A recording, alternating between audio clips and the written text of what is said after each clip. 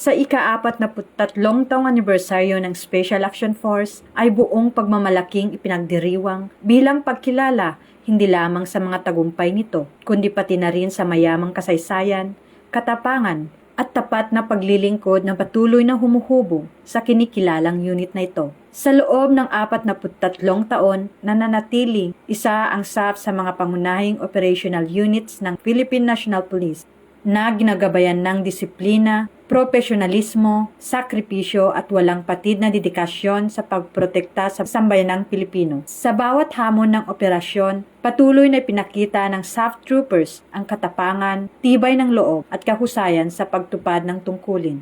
Kinikilala rin ang pagdiriwang na ito ang mahalagang ambag ng mga tauhan ng SAF na ang kanilang katapatan, dedikasyon at patuloy na suporta ay nagpapalakas sa organisasyon at sa pagpapatupad ng mandato nito sa paglilingkod at seguridad. They are living testament to the word, service, and sacrifice.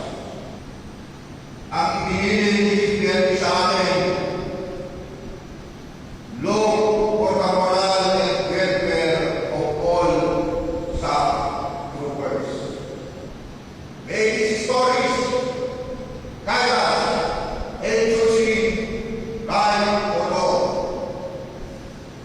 To the men and women of the Special Action Force, our families, our stakeholders, former SAF troopers, both active and retired, happy 43rd anniversary.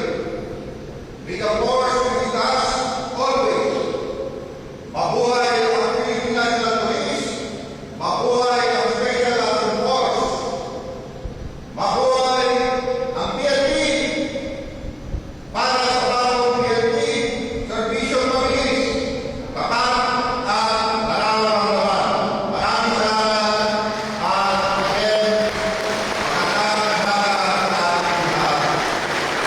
Sa paggunita sa mahalagang yugto na ito, na ipapaalala sa atin na ang bawat tagumpay ng SAF ay bunga ng pagkakaisa, sakripisyo at hindi matitinag na diwa ng paglilingkod.